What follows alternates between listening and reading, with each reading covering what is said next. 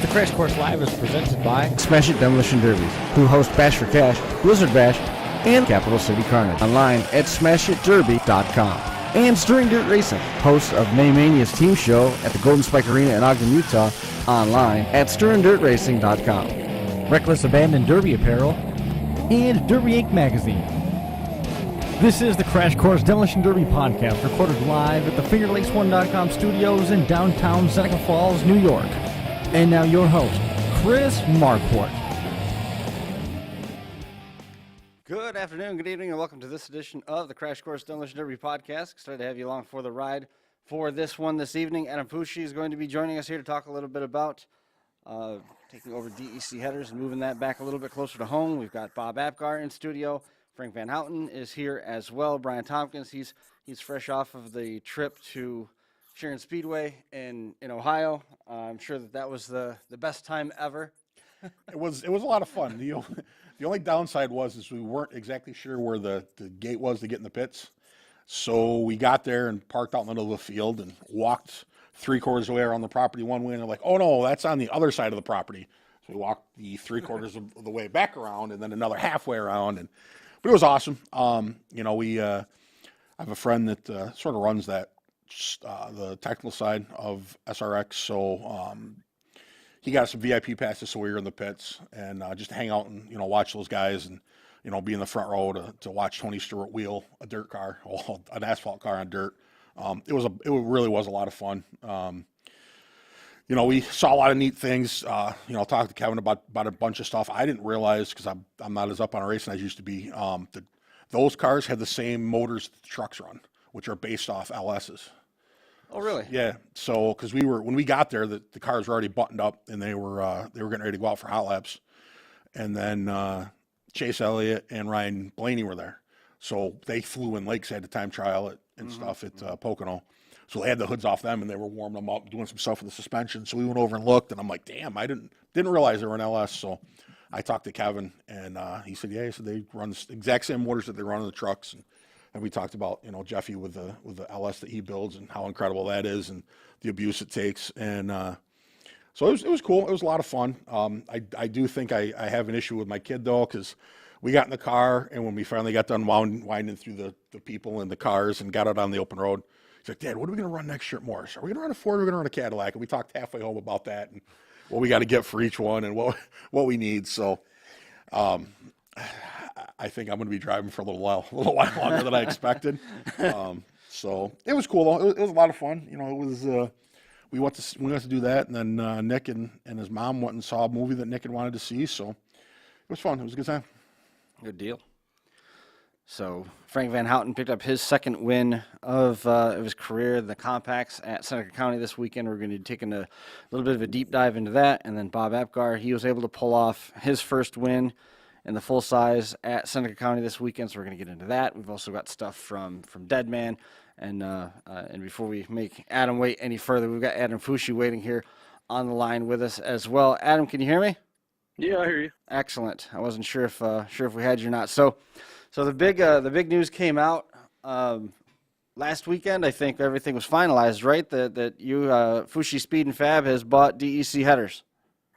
Yeah, that's correct. So we actually finalized the deal Friday, but Trevor Pecky kind of blew up the internet on Wednesday. He said he made a post about, oh no, DEC's closing. Where are we going to get headers?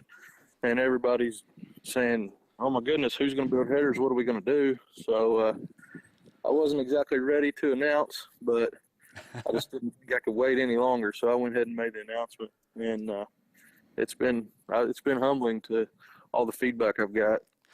I heard about it through Mark Elliott, and Right. Mark was a huge proponent of the move and making that connection, and it was good. When we were talking last night, Adam, we were talking a little bit about the reasons why you want to get your hands on it, and kind of like what you said, it's nice to keep one of those.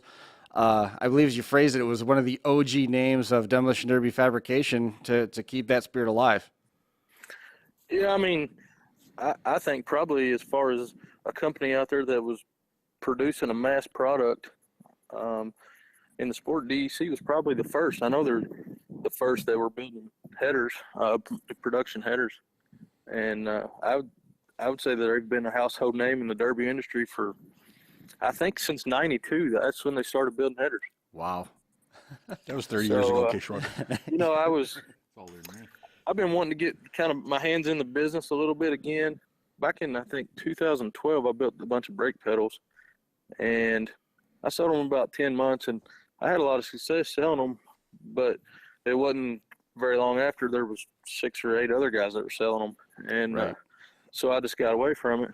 And as I've been looking to get back in the industry, I just couldn't pinpoint what it was that I needed to do or where I needed to be. There's so many parts out there these days.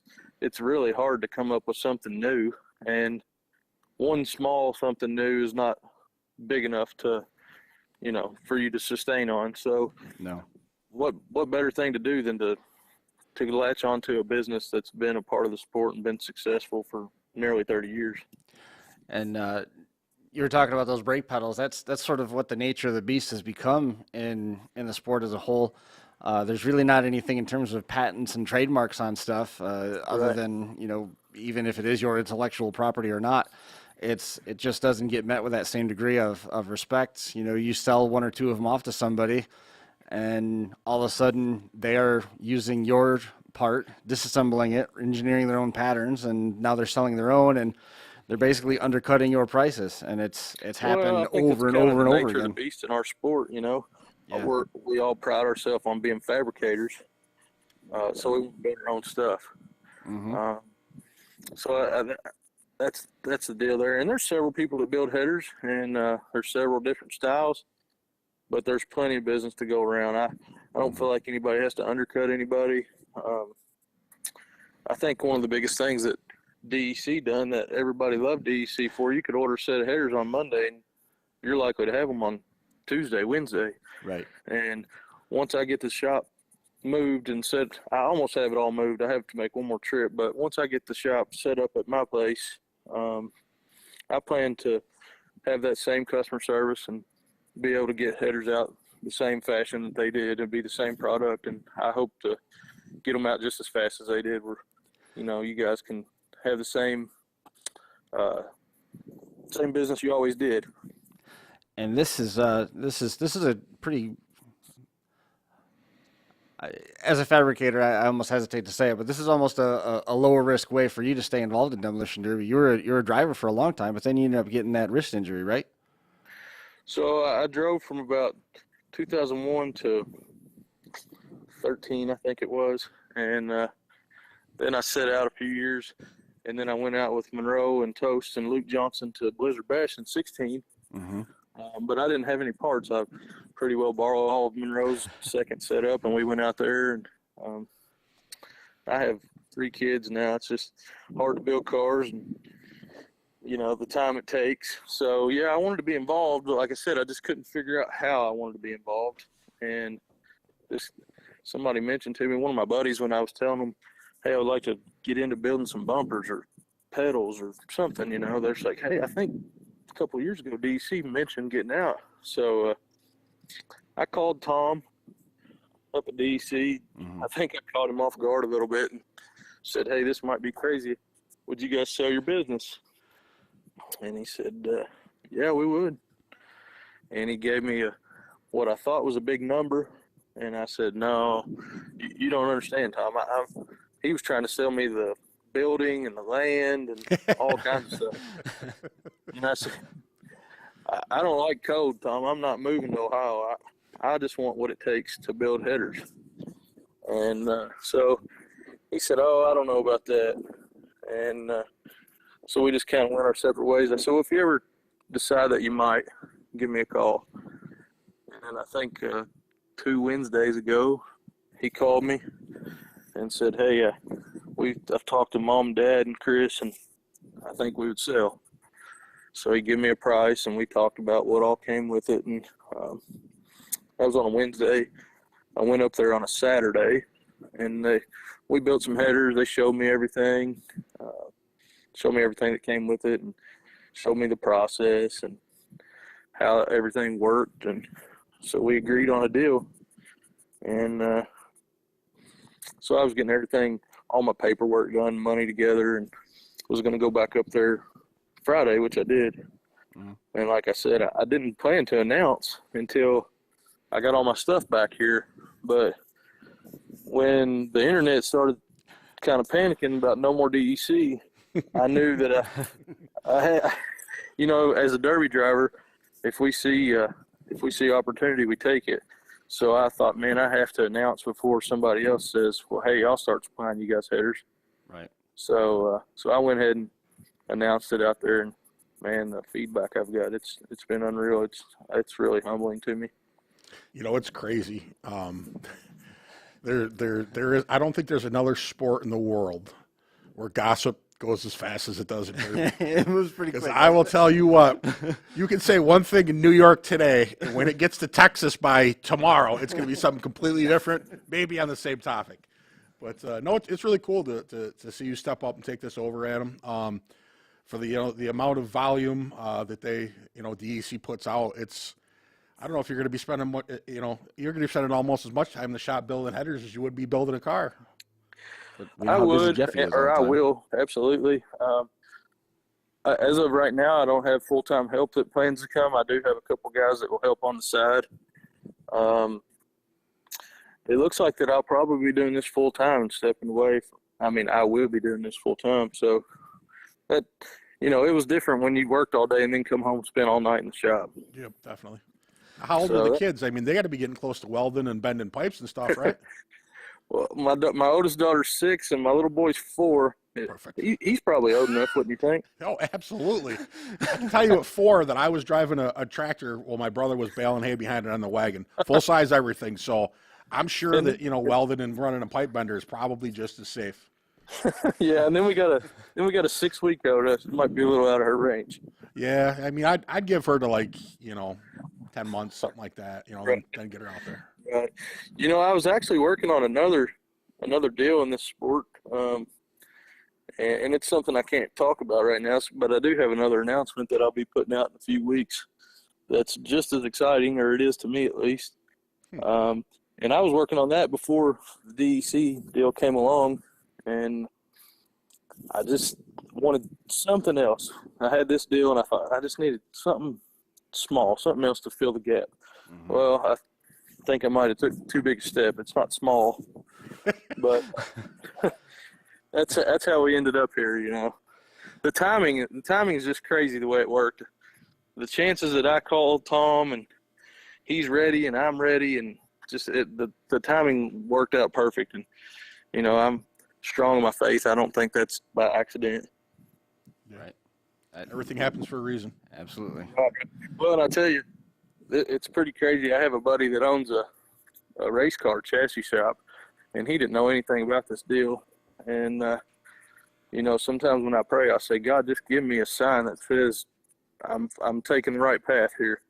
And so he called the day after I talked to Tom. He calls me and says, hey, I traded a big industrial exhaust pipe bender. I took it in on trade. And he said, I don't use it. It's just sitting over in this other building. I don't know if you'd ever want to make any headers or anything, but you're welcome just to take it to your shop. I don't use it. And I'm like, if that ain't a sign, I'm going to call it one. So that is pretty cool. It's things are just falling into place. That is pretty cool right there. Yeah, it's funny how that happens, man. I mean, there's times where things happen and you go, man, that was weird, and that right, definitely is one of those occasions. Right. I mean, I'm excited to be a part of the industry again. It's impossible to get away. You guys know that. I've tried to distance myself, and people just don't understand. It's in your blood. I can't even go watch a show without thinking, man, why didn't I build a car? It's worse than being a drug addict. It really is. Oh, yeah. Adam was saying that his wife wants to go see derbies, and it's like taking a recovering alcoholic to a bar. It's not it right. I mean, it pulls you back in. How many times have you tried to break out of it, Frank? And now you're doing as best as you ever have. Yeah, as best as I ever have. Now I'm getting my kids into it. and the worst problem is, I could, to get back in the way I used to be, it's not like it. I mean, it would cost me $30,000 right off the top. Yep. For the engine. Yeah, right. But I've got all these buddies around here that have all these extra parts, and they're like, "Oh, if you want to build a car, just come get the stuff." I'm like, "You're not helping me here." Yeah. But I Yeah, mean, they're enabling. in terms of DEC, you know, when you start thinking back, there was probably 3 or 4 main names that have been there as far as I can remember, and DEC was one of them. DEC, Derby Icons, and Metal Mayhem was the other one, and then Blue Media. Blue Media were the ones that did DVDs, and those are probably the first 3 that really stand out. And then a little bit after that, I think probably Raptor Fab was the one that really, you know, popped up when I was thinking about how far back this goes. And I mean, you guys, is there anybody that pops up in your head earlier than DEC as a dedicated vendor for the sport? I can't. I can remember. To me, I think DEC was probably the first Too young. as a vendor. Bobby wouldn't know. He's too young to remember that stuff. I know. DEC's been around. No, I longer mean, than he there is. was guys that would make a part here and there out of their shop, but I'm talking an actual vendor. Yeah. You know, Doug, the dad, he told me they used to go to shows and they would have that enclosed 200 sets of headers and go home empty. Can you imagine? And now they can't stay caught up enough to stock 20 sets of headers, much less 200, because they're just building them as they're ordered, because that's how high the demand is. Mm-hmm. And that's how Jeffy's told us the same story. Yep. And that's the thing. I mean, every class runs headers now. I mean, from compacts, you know, all the way up through, everything runs headers. So everybody needs them. You know, every day you get on you get on Facebook and somebody's looking at a header for this or a header for that Right. So it's definitely and like you said, I mean, there's more than enough customers out there for everybody. So it's you know. Well, and I thought when I was looking to get back in the business, I'm sure I could build parts and I could undercut them guys $5 and $10 and sell some parts, but like that's just not the kind of business I want to run. Nope.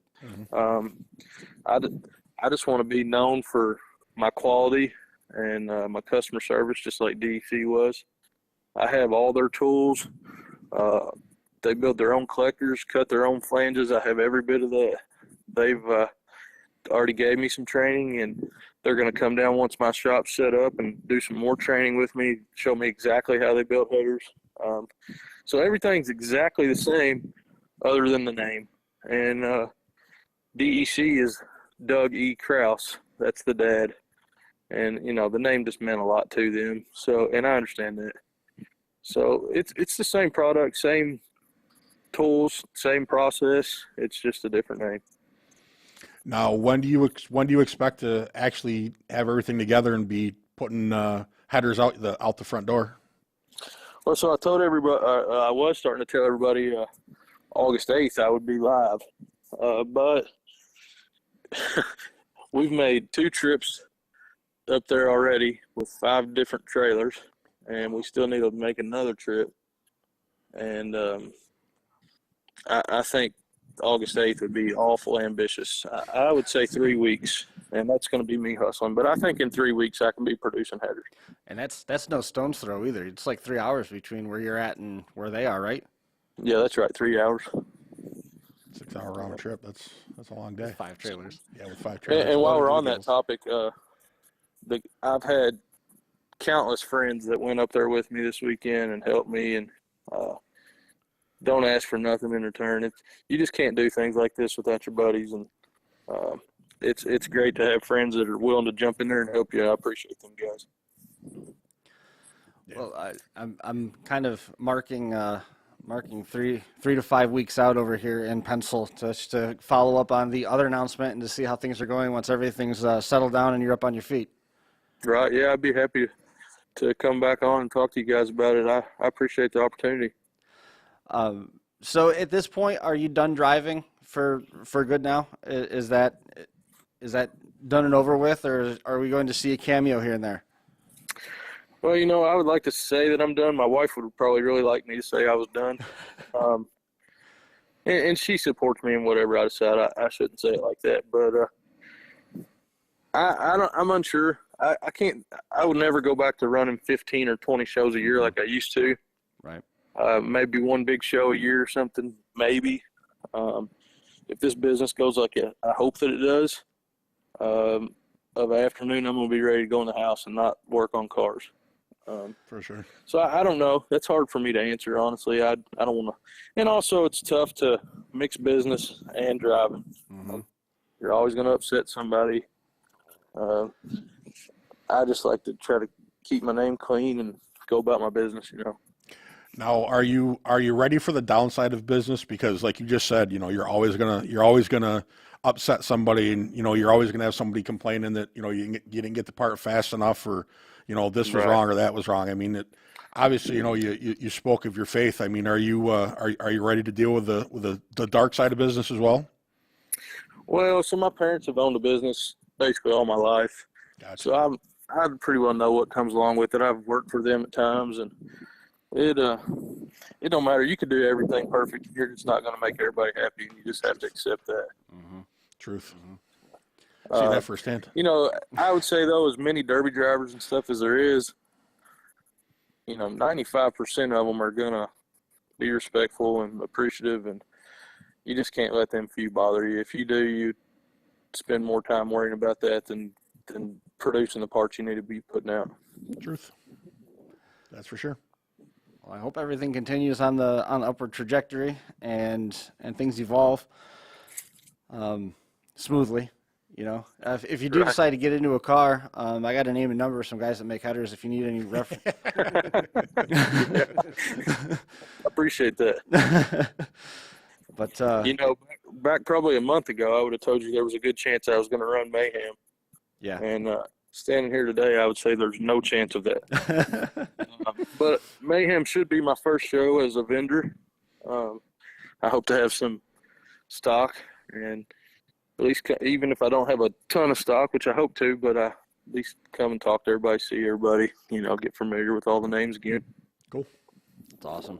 You can jump on Facebook and look up Foushee, Speed, and Fab. There's a bunch of announcements there. You can also look up Adam on Facebook. You can contact the business directly through Foushee, Speed, and Fab as well. Don't bombard it quite yet. Give it a couple weeks for them to get set up and get. I guess a process is basically the best way to describe it. Just to get the process down, and then Right. You'll start seeing those DEC headers at your doors. In no time, man. Congratulations on it. I'm glad everything is moving along well, and it's been a smooth transition. And like you said, man, it's all in the timing. So hopefully everything. I appreciate this opportunity. Like you said, look me up on Facebook for Fshee, Speed, and Fab. My website should be hot within 2 weeks, and it would be just like DC. You'll be able to go on there and place your orders. Right now, I'm taking some orders just through Messenger, and I'm making a list. And Checking it twice. I'll be honest with you, I already have 50 people on the list right now. So I just told them, hey, when the shop's producing, I'll let you know, and I'll work off this list first, and we'll go from there. So, and that's nice too for when they come up to help me do a little training. I'll have a list to build off of, so I'll be catching up and learning all at the same time. Sounds like a good plan. Well, again, congratulations, man, and stay in touch. Let us know how it's going. All right, buddy. I appreciate it. Thank Talk you. to you later, Adam. Good one. All right. See you. Adam Foushee. We're going to take a quick break, tell you a little bit about some of the stuff that was happening with the Unified Point Series, tell you a little bit about Jeffy's Fab Farm, Demolition Derby Life Magazine, and we will be right back. Oops. Demolition Derby Life magazine releases 12 copies a year and covers all of the action coast to coast for the Demolition Derby world, home of the hottest action motorsports magazine on the market. There's over 30 editions that have been published to date. A full year subscription is $119, and past issues are available. They should be coming out with another release here in the coming weeks. Make sure you jump online and follow along. Find out more about Lexi Droz and everything going on with Demolition Derby Life magazine on demolitionderbylife.com. Jeffy's Fab Farm in Fredericksburg, Virginia specializes in all of your demolition derby needs. We've got you covered from bumper to bumper. Whether you need headers, shifters, harnesses, fueling systems, or complete turnkey setups, Jeffy'sFabFarm.com can help. We've even got a Canadian branch to help our northern customers. With over 16 years in the industry, we've got the knowledge and experience needed to provide the highest quality parts and put you in the winner's circle. Visit our website today or call Jeff at 540-907-3390. Fabby says the best parts come from the farm. Jeffy'sFabFarm.com.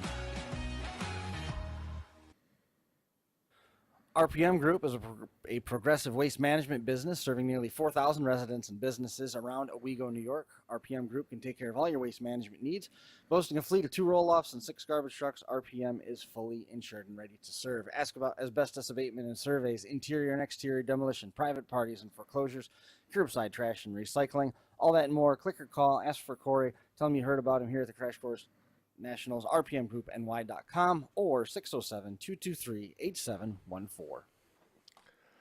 And the big topic of the day, we usually spend a lot of time, Brian, we always talk about Seneca County. Sort of this week ends up being our homecoming. We got some guests in the studio here tonight. We've got Bob Apgar and Frank VanHouten here joining us. Frank picked up the win in the compact side of things, and it was a different day winning the compacts Saturday at Seneca County than back the last time you won it. There was probably 40 cars on the track the last time with that Corsica, and nobody did anything. And boy, compacts have come a long way since the last time that one. Where's this one ranked for a win? It was a good time. It was back years ago. It was just to pull the windows out and go, and now you're allowed to do a lot more to the cars. It was definitely a different build. What do you mean a different build? Well, from Waterloo, it used to be just, pull everything out, and then now you can put the bumpers in, we're allowed threaded rods to the hood, and, allowed bigger cage, better tires and better parts, Are you allowed a gas tank protector? Oh, yeah. Is that what? That was touching my head by the time I got done with that heat. Well, it was good to see that come across the news feed over the course of the weekend, and then Bob, you've had a couple runs over at Seneca County, not a ton, but a couple of them, and everything came together for a win this weekend there. Yeah, I kind of got out of it a couple years ago, kind of like Adam was talking ago. I don't think I've ran since like 2013, and then I went down to the Carolinas and started hanging out with them guys, and that's bad. John Furr, and we ran a Carolina Derby promotion show, and then they said, let's go to the Bash. And that kind of all spiraled downhill from there. And then I bought some parts, and I figured, well, what better place to go try to use something up than your hometown fair. How was the feature? It was a one and done this year. So one and done. I really like that mentality because you don't have to bring up parts. You don't have to spend hours swinging a sledgehammer in the middle of it. I think it's the way to go for some of these county fairs because you're kind of messing around with the same 12 cars anyway. So when you're going to take them all, you might as well just put them all in there and put on one good show versus everybody sandbagging for the first 45 minutes or 15 minutes or 5 minutes trying to make the feature. So I think that's where things really went well for the compact side of things, is they've never gotten away from that format. Now, don't get me wrong, there's a time and a place where the show itself would be sustained with a heats and feature type format, but I got to believe that the way to go with the compacts and not going to that format at Seneca County Fair is one of the best decisions that they've made. Absolutely. I agree 100%. Especially with the compacts, I mean, we've talked so many times, those guys turn those cars inside out and, to run them in a heat. And then, I mean, if you win a heat, it's rare, that you win a heat in a compact, you don't have to do major work to bring it back to run it for a feature. And I'm a big fan, of the one and dones. I think guys might drive a little bit harder. I think it might be a little bit better show. But I mean, you go out there and you know what you got and you kind of go for it. And everybody starts out on even footing. And I definitely think it was a great decision that Waterloo made with the V8s this year, going to the one and done. Like Bob said, the whole show. There's no qualifying heats except for the figure eights, right? Yep. Yeah, that's it. And then they took everybody anyway because they had 12 cars show up, so it worked out. So pretty much anybody who could get it back going got to run. I mean, when we started, way back in the golden age in the 90s, Wednesday night we were getting, we'd still get 30, 40 cars. Well, I mean, if you go back into the early 90s, that Wednesday night was just as big as it was Saturday. I mean, you get 60 cars, then you double it. And it would, but it's dwindled down. I mean, it's, there's not as many drivers in the area. There's not as many cars in the area. And, it would come down. It would be, we could name the same 10 guys that were there every year that ran both nights, and I mean, at worst, we were all frenemies. So, we would stay away from each other, try to stay away from each other Wednesday night. And then, Saturday night, it would It would be the drama fest, but you know, I think it was a great idea, and I haven't heard, you know, I haven't heard many angry drivers, so I haven't seen it. I haven't seen it on YouTube yet. Just been busy. I was working on a honey-do list today, so. Seneca County Fair's Facebook page has everything up. It's in chunks. Cool. Somebody recorded it apparently on a phone or something, and they loaded it in chunks. Sure. I think Zach said he saw it on YouTube as well because he wasn't on Facebook. Dave Dressing did it, put it on YouTube as Did he? well. Yep. Whole So thing? I believe so. Yeah. I know he did my heat. I'm not sure about everything, but usually he does. I know Chuck Bowman was doing it. Chuck, we got to make mention Chuck 33 years in a row. 3 years. I talked to him early in the week. Did he get a car then? Yeah. Oh, I didn't realize Yep. that. Good Earlier in the deal. week, he said he just, Big you know, D got him one. it was just, Who got it for him? Big D. Dave Ibrahim. Yes. Yeah. Yep. Yeah. Hard to believe he had a spare. yeah. Usually. You know, Chuck just had one of those years, and you know, he just didn't have the extra time or the extra money, and Chuck's had one of those years for like the last 2 or 3 three, years. yeah. Yeah. When in another year or two, Chuck's gonna have a lot of cars. That's all I'm gonna say. But yeah, so I mean, you know, I talked to him, and you know, he said that this was, you know, he was gonna miss this for the first time in 33 years. I said, man, that, you know, that kind of sucks because who doesn't like watching Chuck run? I mean, Chuck is what Demolition Derby's about. Yeah, the let's hillbilly be hammer. completely honest. I mean, you know, I think he's won a couple van shows, but he won those van shows because the van like held up. Like Chuck didn't change his driving style. It just happened. Those vans, you know. So yeah, but Chuck. There's been times I think that Chuck has won, not so much because he did anything special as a driver himself. Everybody else just fell off faster. Yeah. Yeah. So it was great. He got the run. I talked to him a little bit afterwards, and he said he found a couple guys that were hiding and trying to make it deep, and they didn't like him when he got done with them. So sounds like he had a good time. Yeah. If he's on the track, don't hide. Yeah. No, you know what? find ya. And it's funny too. Like all the times that Chuck and I have, you know, we've ran together for basically 30 years, but like we haven't been on the track very often together. I know one year I had an Imperial, and he had like a Delta 88 or something, like a square body Delta 88, and you know, again, you know, Chuck is one of my oldest friends, and so I didn't want to hit him with the Imperial, that thing, and basically it came down to us two, and we ended up battling, and I won. He got out and shook my hand, everything was fine. Like 10 years later, we were talking about hard hits and stuff. He was like, "Yeah, you broke my ribs." I'm like, "What are you talking about?" He's like, "Yeah." He's like, "That night when it was me and you had the Imperial." He's like, "You broke my ribs." I'm like, "Chuck, you never said anything." Oh, I know. It wasn't a big deal. It was only my ribs, and I'm just like, oh my God. But yeah, so you know, just such a, you know, Chuck always puts on a show.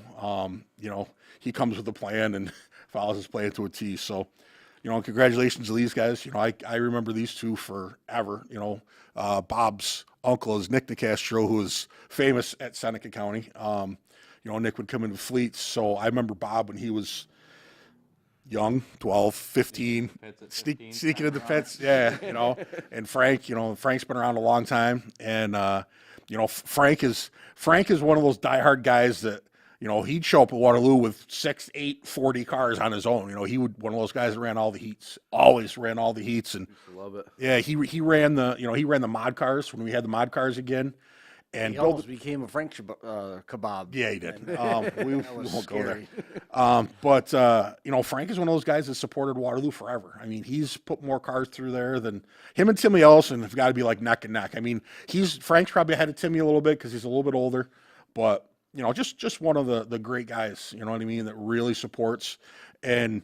I appreciate that, Brian. And, you know, I think he might have got hit in the head too hard because now he told us all the way down to run Iron City, and that's nuts to go down there and run because some guys are crazy. But, Don't let him know. Did you see his heat? yeah, he is Oh pretty my stacked. God, that heat is I've seen that. I said I might better just stay home on this one. Yeah, I would just go out and like I'd have a hand throttle and just pull that out and lock it and just bounce off stuff until something. That's you know, It's gonna be fun. yeah. It's definitely gonna be fun. We're the last heat of the night on the weekend too, I believe. Yeah, so you know it's awesome. You know, like we talk how happy we are to see guys travel, and you know, for Frank to make that tow, that's awesome. It'll be 3 years in a row now. Yep. So You know, on the topic of traveling and everything like that, Guy Raymond right now is 10th in the unified point standings. really, Good deal. Guy is 10th. Yep. And then there was somebody else that's on the team. Those guys won at New Alex this weekend. Oh, that's cool. There was that 4-man, 2-man deal that they ran. The tag team style.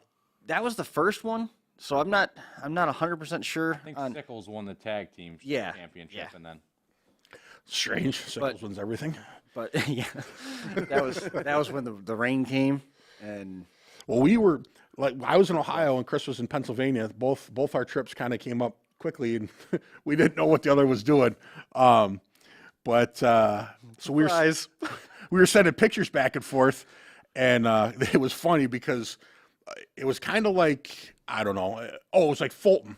You know where Fulton, like the pits are down in a hole? Yeah. And then you have to get up like high to get, that's how it was there. Like in the hole, you had no reception. Get up on the hill, and Kristen sent me pictures, and there was legit probably 2.5, 3 inches of water standing on the one end of the track at New Alex. You should have seen the table. Yeah, and Chris is like, yeah, I don't think that's going to happen tonight, and he ended up coming home. They but still got traction down there, didn't they? Oh yeah. Yeah, the track is outstanding. I mean, the track is just like A lot of fun, that track. I mean, to jump on your comparison, the track is clay. It'll tolerate a lot of water. oh yeah, It'll and then run it just in. gets tacky. Well, then Hold on. the compacts and the vans with all that weight over those front wheels. Oh my God. Yeah. I think it helps that they use that track a lot too, kind of in the series. Yeah. Obviously, they've got some big local names down there that run it, and they've Every got other a couple of Saturday. big shows in there, and that definitely helps because we get a track we run on once a year, and everybody wonders why it's a soup hole. And Yep.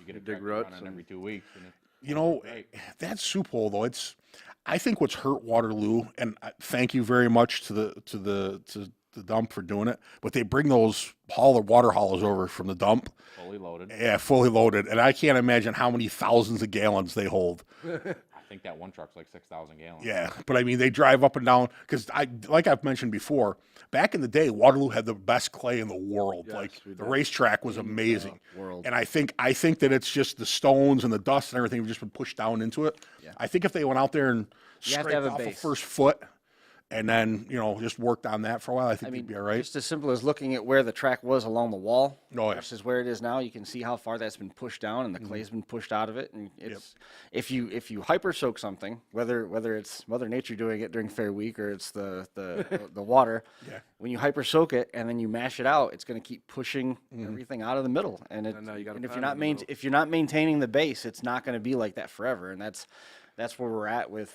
why that gets the belly. Still a great show. I mean, it's just the way that the I mean, trucks you got and all that 300 water. foot. You got 300 foot of action, so you can find some bite out there somewhere. Trust me. On the walls. Yeah. But Pretty much what they right. should do is go to the backstretch and dig up a bunch of clay, clean all that stuff out, and then put a clay base down. And Why don't they take it from turns 1 and 2 where they keep putting buildings? well, you know what? I think there's open spots on the fairboard, Chris Marcourt, and I think that would be a great place for you. Yes, it would be. You and Melody could fight for the Derby I because it would be good to have Melody Hollingsworth on your side in anything. I am pretty confident that I would not get that fairboard spot. I am willing to. I will bet you all of my Star Wars figures. Wow, you really do mean it. How about the WWE guys? Would you bet them too? Let's not get crazy. All right, just check. Yeah, I don't think that would ever happen. But I mean, I had a conversation with somebody down in Pennsylvania about that, and the fact that it was our hometown fair this weekend, and they said, if you ever had the chance, where would you, if you had a clean slate, you could do anything you wanted. What would you do if you were hosting a derby? I said I would promote an event called One Night Only, and I would do it at Seneca County Fair, and I would do it one time It'd be it. and walk away and say, Done. check that box, Yep, that would be cool. on to something else. And it was funny because, like I said, Zach and I were talking about different things, and like we talked about New Alex, and I think the tires around New Alex are the coolest thing in Derby. I really love that idea. Like that's a great idea, but I also like the 300 foot of space at Waterloo, and I like the fact that Waterloo can, you can maneuver, Imperials can be sideways in the middle. It's a big track. Very And big. You couldn't put those tires at, you know what I mean? So I'm stuck. I mean, I tell you, there's a whole lot of room on New Alex, so a whole yeah. lot of room. Yeah, they're definitely. Oh yeah, I went out and walked around, and it's. You know what? I never did calculate what the square footage comparison was between what they've got at New Alex and what they have at Seneca County. because it's not as wide, but it's No, it's not as- significantly deeper. Yeah. It's not as long, but it's wider, more Way wide. wider. Yeah, I bet you it's almost 2.5 of Waterloo wide. Yeah. New Alex, easy. But it's shorter. Yeah, a little bit shorter. Yeah. There's a track in North Carolina they run, and it's a little bigger than New Alex, and it's pretty wide. I mean, it's got to be 250 foot across there and 250 foot wide. It sounds like Dunbar. Dunbar's pretty big too. Yeah, it's crazy, but no, I do. I've liked. I saw New Alex on video before we ever went there, and then when we got there, it was just it's such a nice place to have a derby, you know. But like I said, I think that anybody that starts out at Waterloo, it takes any fear away of going anywhere else. Yeah. Because it's such a big track. I mean, it's you know what I mean. You can't run Waterloo and then go somewhere else and be like, man, this track's big because, you know, we went to Utica Rome once, the first time I ever went there, and it literally ended up being like the whole front stretch. Like they were like, okay, we're gonna put imaginary cones here, and you guys can't. And then they said go, and there was just cars everywhere. But I mean, it was just another day at the Derby after as many times as we ran down there. So it was good. Was the feature close, so to say? I mean, was there any point where you got nervous and maybe you weren't going to be able to pull the win off? I lost steering about 2 minutes to go. I lost steering one way. The front wheels pushed against the firewall. I got a little nervous there. Luckily, I had Ian's car stalled, and I got a brand new motor from Collier, about 45 minutes on it, and it's got lots of power, and it's faithful. So it gives you a little confidence boost there when you don't have to worry about it not firing back up. Right. What did Doyle's bring? I didn't even hear. Fords. Really? Fords. They bought them off Kenny Swindle, I think. Oh, no kidding. Ian had a 2-door. Jake had a 4-door. Thunderbird or something, I think it was. And Jake had a 4, it was a football window, wasn't it? Yeah, football. He had a window Lincoln, Continental. and Jeremy had Starsky and Hutch car. Yep. Yeah, I saw that. He lives out by my sister-in-law. Honestly, the way it's painted up, I thought maybe he was taking it to Yeah, we were doing a lot of speculating where that car would go. the Morris show where they run I can't remember what the class they call it now. Muscle car class. Muscle cars. It's a car class. But I wasn't sure. I think it's too new for that, isn't it? It was a 76, I think. Yeah, no, for the muscle car you can run any year. Well, I think, but it's the classics has got to be 60 and Relic older. classes. Relic class is like 9 60 and older, older. something, Yeah, I'm not sure. I haven't looked at the rules, but There was definitely some good cars. I would say one of the better, maybe not car counts they've had recently, but there was definitely some harder cars there than normal. I kind of wish Ben Haas' car stayed running a little longer because that was pretty fun.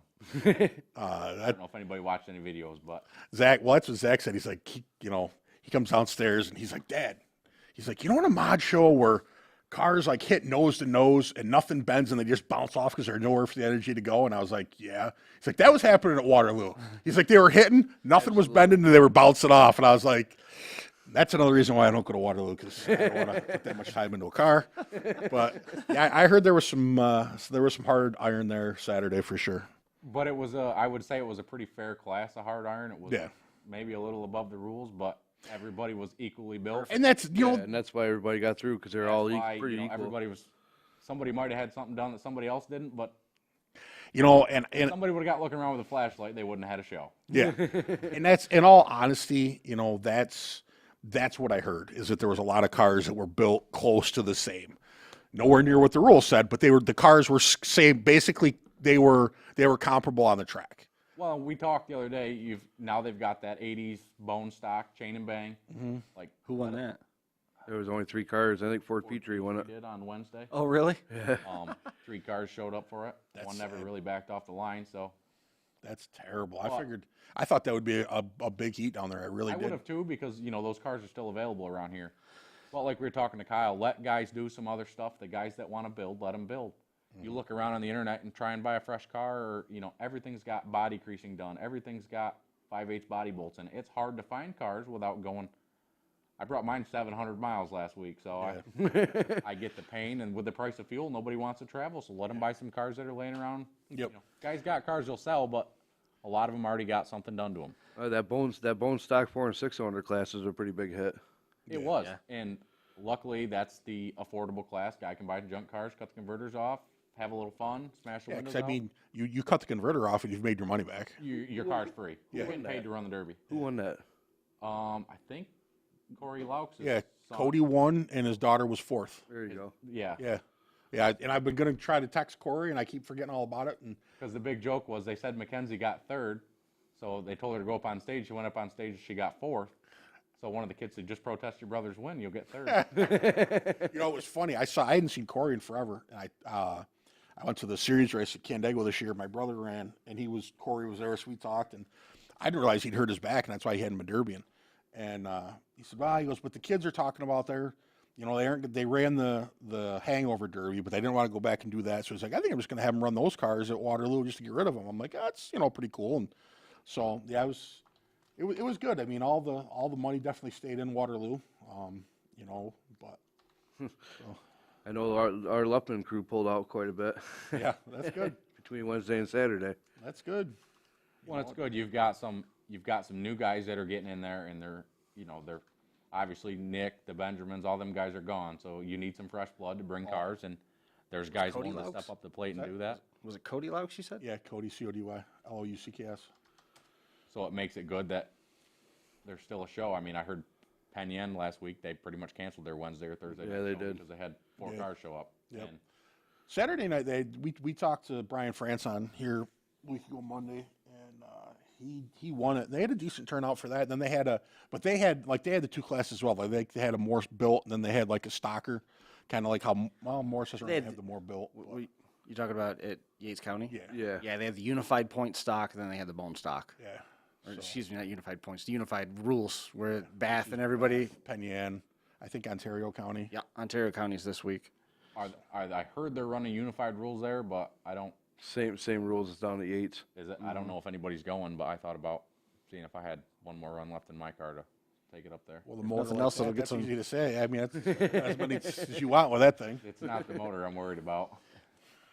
You'll be fine. Just weld what's broken, go. Put some fix the plates on. There you go. But yeah, so it's and it was cool. Like I said, we talked a bunch Saturday night when we were coming back, and Zach was trying to find out who had won, and he's like, somebody named Bobby A, and I'm like, Bobby A. So I had no clue, and he talked to a couple of different people that were there, and we were coming up just before we got to your parents' house. I'm like, Bob Apgar. He's like, what? I'm like, that's who won Waterloo. I'm like, Bob Apgar. Then sure enough, the next day you'd put up the picture, of you winning. So it only took me from like Ohio to almost home to figure out you were the one that won. That's the first Like time right I down think- the road from you. Yeah. Well, and honestly, in all honesty, that's what made me think of it, because I drove by your parents' place and I'm like, duh. Like, I think that's the first time I've been to that fairgrounds for a Saturday night show in probably 8 years since I sold out the first time. yeah. And now you wonder, you're going to have to get right back into it neck deep. I've got some Cadillacs down to Furs. You hang out down there and Oh boy. you're going to run Cadillacs. You buy Impalas for bumpers and sell the rest. So I've got a couple Cadillacs there, and there's already been talks about maybe putting together something for next year. And cool. Good it for was you, either man. sell out or come back. So Yeah. If you're gonna It's come an back full addiction, on. man. You can't just walk away from it. You really can't. you can, but not for long. Like No. you said, when I quit going to shows, I quit having the itch, and then Nick walked away pretty good, didn't he? He ran last year someplace, right? ran a couple years ago. We ran Shelby Fair down there. We actually ran the stock class and the mod class. He got third. I got fourth in the modified show, and he took a New Yorker to the stock show, which nobody down south runs Chryslers. I said Nick and a New Yorker, huh? They think you're nuts to run a Chrysler down there, and then he gave that car to Nate Case, and I think Nate took it back the next night and won with it. Cool. And I think after that, he's about ready to sell out. Just between truck beds and junk cars and life, we're just busy. Yeah. I talked to him. I talked to him on and off for most of the day yesterday, and we did. We talked about everything. But Did they run? What's that? Did they run a junk run on Saturday? They ran a junk run Wednesday. on Wednesday. Timmy broke his, cracked his vertebrae in that. Yeah. Him and Isaac. Again? What's that? Again? No, that was Wednesday night. Oh, Tim Patchen. I thought you meant Timmy Ellison. Oh, yeah, Tim Oh. Patch and him and Isaac Menguez hit full track and met in the middle. I don't know who the kid won. He was in a van, and it said Combs, yeah. C4 Combs. I think he's out of like Interlake and Ovid Way. Does he run with Amons? No, I think he was alone. Yeah, Eamon's for him. Pretty Eamon's surprised. went Loose County it this Nate? week. Could be. I'll have to check that. Yeah, and But then he put on Ellison he got put on a good second. show in the vans for sure. That's cool. And they had I think they had 12 or 13. That junk run's a great class. Yeah, there was There's 13 of stuff us. laying around for that. Guys don't have to travel for it, and you don't have to put a ton of time into it. No, and we can send it and not really care. Because Yeah, that was always a fun heat when I ran it, except that Ranger that year. That wasn't fun. No. And who won the figure 8 race? They did a neat tribute to Howie Zach Surratt. Herman won the figure 8. yeah, Zach won it? Yep. Yeah. Good Yep. for him. Timmy Patchen got second. Did Zach Derby Saturday night? He tried. He broke his transmission line come out and got him. Oh, Sprayed him all over the place inside the car. that's not good. Full size or compact? Full size. Yeah, he had a I don't know, box style Crown Vic or something like that. He was. I'm surprised. He's one of the cars that he was talking about getting through tech. So I think there wasn't anybody there that was old school Waterloo knocking No, windows out. no. Which, you know what I mean? And I've talked before, as long as it's fair across the board and all the cars look the same. It doesn't really matter. Yeah. Like we kind of talked, with Manchaki and all them running that unified rules system. It's hard to build a car just for one show. At least when they all run them same rules, you can build it to the rules. Yep. And you can jump from county fair to county fair Yep. and have fun and make a summer out of it, not building cars all summer. Because Right. everybody's got so much stuff going on these days. I just hope, and again, I've retired from going back to Waterloo, but I just hope that they don't get too much of a good thing and people don't go overboard. You know what I mean? Because There's a fine line. yeah. What do you mean? Just over. I mean, obviously, like Bob said. I mean, if things are even, it's all right. But I mean, you get too far overboard, and it just gets too much. Like and then running too many classes? no. As far as overbuilding a car. Oh, yeah. You know what I mean? Like and then you're No, back to the same same issue you had before when it was, less rules and In that case, let Imperials back in. exactly what Nick said. I've got a real nice 65 boxcar that looks Nick's- real good at Waterloo. Nick was like, I think they should let Imperials run. But I mean, I wouldn't want to get hit by a plated Imperial. So I'm not going, so I wouldn't get hit by a plated Imperial, but I wouldn't want to get hit by a plated Imperial. So, but I'm glad. They need to add classes there, different type of classes to maybe try to bring. They only got 4 heats Wednesday and 4 heats Saturday. So I mean, the thing is though, they really have things covered pretty decent. I wouldn't add any more classes. No, I wouldn't do I anything think you different. could go to a one-day show there and start at 5 Yeah, I o'clock, think get so, too. everybody in and out. absolutely. But how many guys run both nights? That's the issue. 1 or 2, but they're the guys. If who it's run one it. and done, it doesn't matter. Yeah. But it's all one and done. So as long as you can get your cars there. Well, no, what I'm saying is, you know what I mean. That I don't know. Yeah, I can see where you're going to, or coming from. I mean, but it would be interesting to see it that way. I mean, I'd love to see a 2-man extreme there on that track. I think. Listen, I You're think crazy.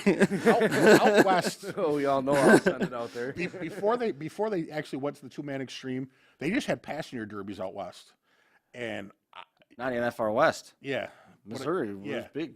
But I mean, like, that's just crazy. Like, I don't know. Before they had the heavy cages in, there was nothing I liked more than hitting somebody in the passenger's door and V'ing their roof. Like, I used to love doing that.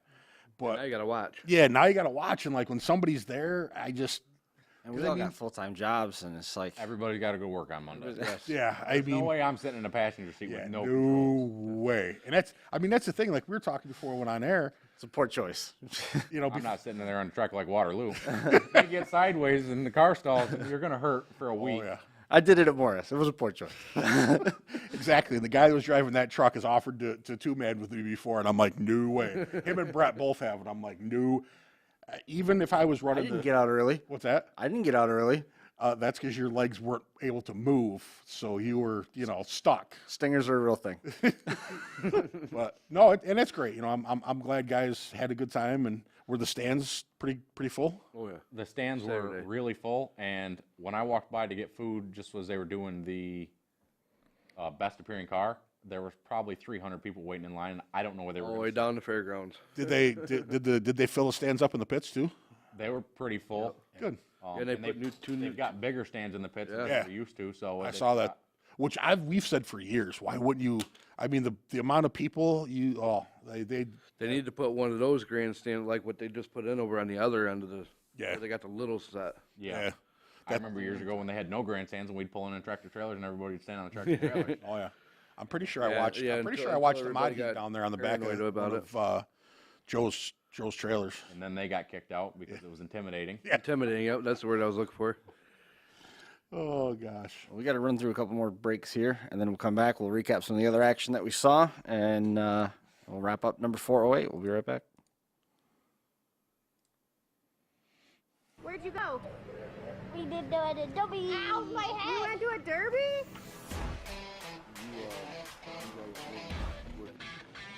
Hey Derby World, this is All For Him Racing Videos, where Derby never ends.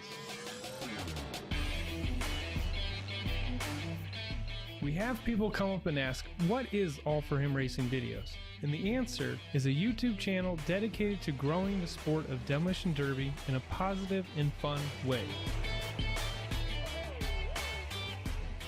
Our passion is to show the next generation this sport and capture the memories for generations to come.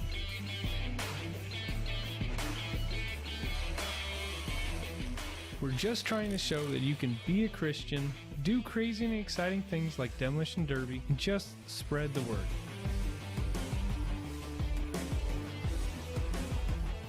We have traveled all over the country filming events, all while meeting many great people, hearing amazing stories, seeing the passion for this sport, and falling in love with the derby community.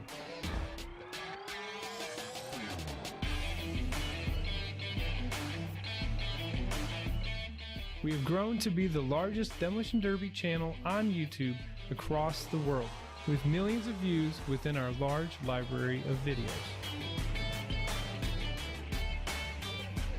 We love what we do and can't wait for what the future has in store.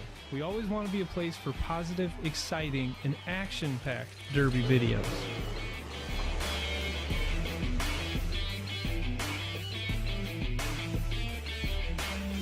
Thank you, Derby World, and enjoy the videos.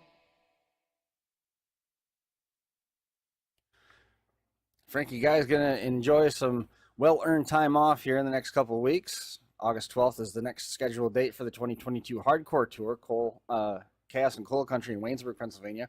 Hardcore Compacts, the Hobby Stocks, and the Power Wheels on the schedule there. August 13th and 19th is Washington Warzone in Washington, Pennsylvania. Night 1 is Hardcore Limited Weld, full-size bone stock, youth full-size SS Compacts and the Power Wheels. And then on the 19th, Hardcore Compacts, Hobby Stock, Minivan, and SUV and the Power Wheels there. And then that is going to bring us to Labor Day Lockdown, the big event every year in Stoneboro, Pennsylvania. September the 3rd is going to include the Hobby Stocks, the Youth Compacts, Street Stock Compacts, Minivans, and Trucks, full-size trucks, and the Power Wheels. And then the 4th is going to be Youth full-size, Hardcore Limited Weld, Hardcore Compact, full-size bone stock, and Power Wheels. Results coming in from the Jacktown Fair. Hardcore Compacts winner was Nathan Yeager. Fan choice was Justin Yeager. Hardcore Hammer was Brandon Cook and Justin Yeager. Hobby Stock winner was Dennis Hogan. He also took home the Hardcore Hammer Award. Follow along with all the information on the very, very busy Facebook page and check out all the photos from the action at the Jacktown Fair. And also you can follow along with upcoming events, hardcorederbypromotions.com.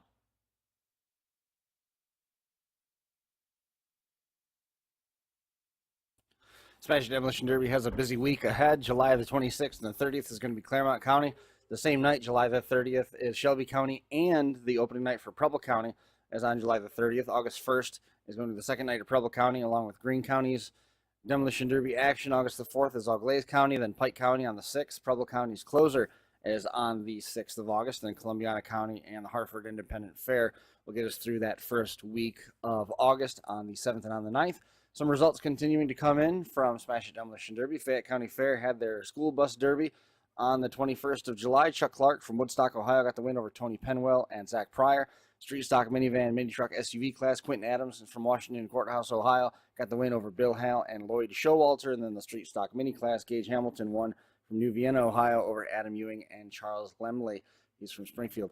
The rules, classes, upcoming events, and results are all available online at smashitderby.com.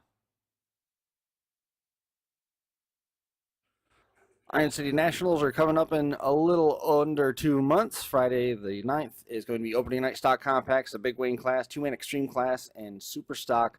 Heat number 1, pits open at 8 a.m. Saturday the 10th follows up with Power Wheels, Most Wanted Fine Art, Street Stock Challenge, full-size youth class, and then the second and third 10,000 win championships. Pits open at 7 a.m. It's at the New Alexandria Lions Club, 1874 Lions Club Road, New Alex, Pennsylvania. IronCityPromos.com for additional details. The Superstocks, all 3 flights are going to be paying 10,000 to win and a championship belt. The Big Wayne heavyweight class, 2,500 and a championship belt. To win extreme class, 2,000 to win. Stock compacts, 1,500 to win. 1,500 to win. Street Stock Challenge, and then the Youth Full Size, $700, a championship belt, and a fresh 9802 Crown Vic. That's all waiting for the winners at the Iron City Nationals. We're going to be going over the list a little bit later on. Online for details, IronCityPromos.com. The Unified 527 Series was in action over the weekend with Dead Man's Day of the Dead in New Alexandria, Pennsylvania. Tag Team Compact, Steven Sickles and Mark Metz. They had the opportunity to pull down the win there, and that put Steven Sickles out in front for just a little while. Russ Caperon won the V8 Bone Stock class. Youth Full Size was Caden Jones. Brandon Walburn and the minivans got the win. 4-man, 2-man, Andy Wolf, Guy Raymond Jr., Brett Hibbert, and Kendra Fox pulling that one down. Danny Dular won the Reaper Compact class, and then the Reaper Full Size was Greg White. J.D. Lorraine finishing second in that V8 Bone Stock was able to catapult him back up into the top spot, passing Steven Sickles. So right now, out in front, it is J.D. Lorraine on top, 72 points. Steven Sickles with 66. Ty Richards sitting in third with 60. Don Santel with 55. Bill Miller with 53. Trevor Jones with 47. Cody Klemke in 42. Scotty Drevenek, 35. Corey Buddy, Dennis Hogan, Daryl Myers, all with 28. And then cracking the top 10 for the first time, Guy Raymond was able to get up in the top 10 spot. Tonight, Ruts Fabrication and Butler in Hamilton, Ohio, they are in action pretty much as we speak. And then they're going to be having their second round of action in Butler on the 29th. That is a double points program, as you can tell by the stars. And then Smash is going to follow that up with that Preble Derby, the opener on the 30th of July. So 3 more opportunities to score points on the Unified Series here before the end of the month. Make sure you follow along on 527unifiedseries.com for additional details. On the virtual side of things, Impact SummerSlam is coming up on the 29th. That's later on this week. And then August 5th and 6th is going to be Washington Warzone, hosted by Full Throttle. That's the debut of the Hardcore Derby action in the virtual realm. Wardell's going to come back around on the 26th, and that's going to round out the month of August at this point. Still waiting on official word for Compact Carnage with Vito 324 Gaming. Leaderboard with no changes. Andrew Hernandez on top over Kyle Homer, Michael Coombs, Earl Ref, Rowdy Burns back there through the top 5. That is the rundown on the virtual Unified Point Series. Again, for all the information, news, and updates, jump online, 527unifiedseries.com. And again, that was where Guy Raymond was able to get himself into the top 10, running that team show. It was really good to see that, and we've been trading some messages. Guy's pretty proud of himself, and as well he should be, because he's one of those guys that talked forever about not traveling, not going to be able to do it, can't do this, and all these reasons why he couldn't. And now that he has, it's changed the trajectory of his probably of his derby career the last couple of years. Yeah, he's definitely been out there hitting the travel circuit a little more. And it's, like I said, it's always good to see guys from New York step out, because I mean, we've since Chris started with the live streaming and started getting New York videos out of there. I think it's opened some people's eyes. Like, them guys in New York might not build as heavy as we do, but damn, they run stuff hard. Mm-hmm. Guy doesn't fall into that category, but I mean, it's great that guys. He turned the nose up on that one that he had. It's great to see Guy, step out and show people. So it's always good. You were saying? I just had a couple screws loose. I've those New Yorkers. that whole point series is a pretty cool opportunity. I've never really ran any of their shows, but I pretty much tune in every week to catch Mark Elliott and see how J.D. Lorraine and Sickles and all them guys are doing, just because it's just like NASCAR, but better, because it hasn't went to hell. Sickles won that tag team heat. That tag team heat was so cool. They painted stripes on the track, so there was an active area, and then there was like the end zone, so to say. Mm-hmm. And if you got wheeled over, you got hurt, whatever, the car, you wanted to save it, you had to make body contact on your partner. Not a speed, but you had to tag the partner. So if you got out of bounds and no steering, you had to crab walk it over, so you scrape the side of the car to get the other car in. But then if one of the cars went out, the other person was eligible, and they just didn't have anybody to tag to. And Terry Abadi sat at the top of the track forever. And his partner went out, and they were Sickles and his team were trying to get rid of him. and then here comes the fresh car. So it was really cool. But that gave him the points lead when they won that. And then J.D. Loreen got second place with that car I think that was the car that his mom picked up. Oh, yeah. Yep, I remember. Yeah, we were talking I met about his that. mom. I didn't see J.D., but he ended up getting second, and the thing's rolling great. It's got plenty of life left in it. But by getting second, it leapfrogged him back up into the lead. I think he's in the lead by 4. Yeah, it was tight. Yeah, it was. Cool. We just had it up there a second ago. I can't remember what it was. And then they're running together. Sickles and JD, I think, are running together this weekend. Where was it? So that's a pretty good team. Well, and it should hold them for a week. As long as they do all right, unless Sickles. They've both been known to bring 2 cars to the track and load one on the trailer when they win. So might give them a. Yeah, we've seen that happen. But I don't know if you saw CJ Klein. He got 4th place in Peoria. Yep. Over the weekend. It was good to see that. And Jacob Luchik, he ended up getting the win in the Pro Stocks at Chautauqua County. Christy went there on the way home from New Alex. They stopped by, and everything was great. And then the skies opened up, as they Dunkirk, tend to do. right? Yep. Well, it was funny because when we were going to Ohio, you go right by Dunkirk, and I told Zach, I said, yeah, Gully's running there tomorrow, and he was like, doesn't he have a show today? I'm like, yeah, north of Syracuse, and he's like, I'm like, oh yeah. So I went to bed about 4:00 Sunday morning, and when I got up, Jeremy was on Facebook, so I sent him a message. I said, well, what part of the state are you in? And he said with the weather forecast, he couldn't take the chance of towing all the way out there and it getting rained out or getting delayed. And he's like, that's a 6-hour trip. He's like, if they don't get done to midnight, he'd come home and change his clothes and have to go to work. So he ended up going, but I didn't hear if it ended up getting rained out or not. I think they ran. They ran rain or shine. Oh, really? Yeah. Cool. Did you see the 67 Imp that was for sale? I did. Did you buy it? No. Thought about it. Is that Eric's? Yeah. Yeah. I'd like to buy one I'd like to see Nick buy one, and I'd build the 65 and go somewhere. There's a few shows around, and I think he said if he ran again, it'd have to be in an Imperial. So they could have wrecked a few Imperials together. I would love for the community to band together and get that car, and then to let Eric run it anyway, because he put a lot of time into that car. And he's going to be taking some time away, but I look forward to him getting back into the saddle. He's How did you see how Jackson Pensick did? I did not. I was kind of cruising. I didn't see anything other than the post from Jacob. Then Wayne Clemens was second. I'm sure that's hard to wrap your mind around. Yeah, that was a nasty heat. The top 3 was like, woof. There was a lot of wins there. And Dylan Clemens was a mad dog out there, so that was pretty good. And then the Lewis County Fair was this weekend as well. That was the one I think that you were talking about. They had 108 cars. 108 cars signed in for that one. Mm-hmm. And then Adrian Gilbert, how great was that? The Julian Memorial Derby. Adrian got the win in that one, and Cody Woods was second, Mad Dog. Robert Groff was third in that one. And we talked with Adrian about what the season was and picking up the win at Bash for Cash the way that he did. So that was exciting to see. Yeah, it's a pretty good year for him. Yeah, he's been doing okay. He's been doing all right. He could take a couple of days off and have a beer and relax now. Yeah, Eric had the memorial Saturday morning for Lindsay's dad. Mm-hmm. So it was a rough weekend for everybody over there in the Nasty Dog circuit. Alan McNeil made some pretty heartfelt posts, and we look forward to seeing Eric back out there soon. Hopefully we can figure out how to do an in-car camera someday on his car. That'll work. Sounds like a plan. You know a guy can do that? No. Nope. That's not the I was serving you up a softball on that. You can head down to the park. No, because I did it like 3 or 4 times. And what'll happen is he'll hit something. See, if you don't remember Eric Remington, Eric's the guy that came out for the C-Class heat with only 4 cars on the track. It was in the opening sequence at Dunkirk, and all of them came out of the same shop.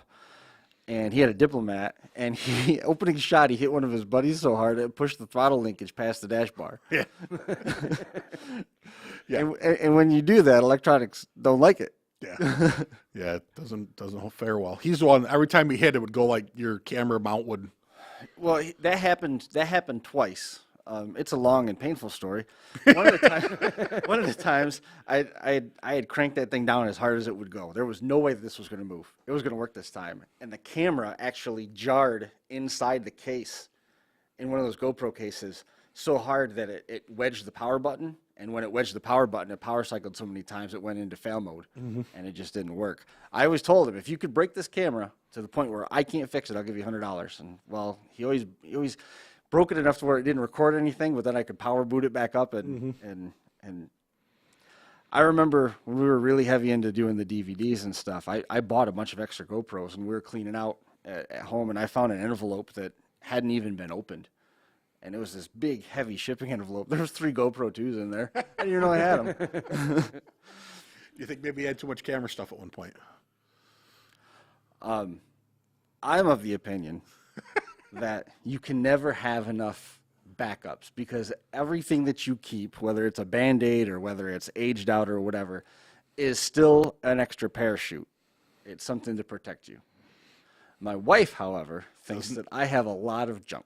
I was just going to say, doesn't quite see the same way, huh? No. Didn't that happen with you guys on the way to Blizzard Bash? Like you lost all your equipment or something? And... No, that was first time we went to Winter Slam. Okay. We're pretty sure instead of landing the plane to taking the bags out, they just threw it out from 37,000 feet because everything in that bag was broke. Cables were cut. Stuff was smashed. I have no real idea how it happened, but Chris spent a lot of time. That was one of those ones where they were getting ready to go live, and they were, finishing up the national anthem or something. It was rough. We weren't live there. No, like when we were they were getting ready for action as you were finishing repairs. Rebuilding everything. It was rough. It was so cold that year too. That wasn't the coldest year though. No. Brandon Thomas has a show this weekend up in Minnesota. Cool. I don't remember what classes he's running. Jared Brown drove a Taurus up there. He ended up getting down quite a ways. It was a lot of hard cars, so it was kind of interesting to see what that. I'll show you some of that stuff. He said you have to be sworn to secrecy, so I'm going to make sure I show everybody. But that wasn't the coldest year. I remember the year or two after that when we went. Josh Buell came with us, and it was so cold that the steam on the track from the coolant, because he couldn't run water, it would freeze, was staying on the track. He couldn't see anything. And we were stuffing the batteries for the cameras down inside the gloves to keep them warm, so that it would keep. There wasn't any wind. That was the difference. It was colder temperature, but there wasn't as much wind that year. Yeah. So they just hung like a fog over the track. Because that's when we got up the next day, and it was early, but the sun was up, and we're like, man, it looks like a nice day out. Went outside, and it hurt. Not. Yeah, it hurt to breathe. Beautiful sunny day, but it hurt to breathe. It was crazy. I'd never experienced cold like that. I don't know if you've ever tried to use a porta-john when it's negative 12 outside, but it turns into an ice skating rink. It was awful. Yeah, but the smell's better than when you try to use one Memorial Day weekend on a Sunday in Ohio. That's a fact. There's a lot of bacon that goes on in them things. Not a good place to go, man. Yep. What else? What else happened over the weekend? I think we covered it all. Oh, wait a second. Christy's in the chat here. Rained on twice. It's crazy. There was one time the camera broke off of Eric's car. Christy just was talking about it, and they had to go find the camera on the track. It's so hard to rip them out apart. Yep. But you were saying, sorry. It's crazy what those guys got to do to get in and out of Canada. You run a derby car, you take it home, put it in the barn, or take it to the junkyard. They got to wash everything to get it back in the States, or out of the States to get their parts off. Yeah, because the level of dedication. Because the dirt could have COVID in it. We don't want to bring that back to Canada, but that's another story. I think haven't they had to do that? I don't know. I thought that was a BCE thing. I have no idea, to be honest. They had to clean it all off because they get all the hassle going through customs and stuff. Invasive species. Usually You don't want the emerald ash borer to invade Ontario. On dirt race cars or dirt derby cars. I don't know, just one of those things. Well, I appreciate you guys coming in and making some time for us. Bob, congratulations on the win. And if you decide to go run it someplace else, let me know. Okay. Hopefully. Shoot up more before you go, though. Yeah. Ontario County is this week, so hopefully everybody gets over there and gives a chance to run that. And I was looking it up. It's something like 15 years since the last time you got that win in the compacts. It's been a while. But that was a good one to see, and for all intents and purposes, the one and done was a successful model for Seneca County. Hopefully, they can build on that, and they get a little bit more support. I think there's also an element of this where people just aren't. It used to be so automatic that third week of July, you start making plans around the fair, and that ordeal that happened at Yates County there last week, and now some of the low car counts this time through. I think some of that's just tied to the fact that people got out of practice. Yeah. Yeah. And the best part about the one and done stuff is you actually get to watch the show. I remember going, any derby you go to and you're going to run, you don't get to watch the show. Mm-hmm. I loaded at Bash after the heat because I said I didn't come to Bash just to work on a car the whole time. Sure. To try to run the Consi and then the feature, because you don't get to enjoy the show. I missed the Frank the Tank class out there. That's the best class there. I missed it taking the car back to the trailer, and I'm like, that right there is what said, put a wheel on it, drive it down the trailer, and go enjoy the rest of the weekend. Of course, I picked the coldest year ever to go to the Bash. I enjoyed that. That was the last weekend I was there. And I enjoyed that more because I would much rather be cool than hotter than the hubs of hell. I took my old lady out there. She packed shorts and T-shirts, and we ended up at the store buying winter coats. So it was not what we expected. Christy just said that they've always had to wash the derby cars off before they went over the border. That's crazy. But, I mean, they got a place that'll take it, so whatever, I suppose, right? Yep. Awesome. In the All For Him Racing ad that we played a little bit ago, I got to meet the celebrities that were in that at the beginning, talking about going to the Derby. Cool. Alex and everybody was there. We traded some thoughts on computers and video editing. We got to do some really, really in-depth nerd talk, and Steve was standing there just kind of shaking his head. Did you see the videos last week of Steve taking his Imperial to his car shows in Pittsburgh? No. Like there was a picture of him with like a Porsche on one side, and then it was Steve. I think it was a Porsche, and then it was Steve's Imperial, and then Steve's like 61 or 62 Impala. And I'm just like, oh my god, like that is such a cool thing because stuff like that doesn't happen in Pittsburgh every day. But Tony Burkhart did that. Yeah. I mean, James Brown's been doing that forever at the Cruising Night in Geneva. Well, no disrespect, but I mean, the Cruising Night in Geneva, there isn't quite the caliber car. Yes, as there was in that one in Pittsburgh. There was some expensive vehicles, and to see that Derby car pull up in there, that was pretty cool. It was probably the loudest one there, right? Oh God, yes, because that's got the big motor in it. Right. They had something on Facebook about firing up 700 ponies at the local car show, and yeah, that's the big one. People were moving right out of the way. I'm sure he's going to run that somewhere sooner or later, and I really want to be there when it happens because I think that car is going to be nasty, both ends. Well, maybe we can talk about it in a little bit. Okay. That's going to do it for this one. 408's in the books. We'll catch up with everybody again next week. Get out there and support your local county fair. Ontario counties this week. We'll see you next time.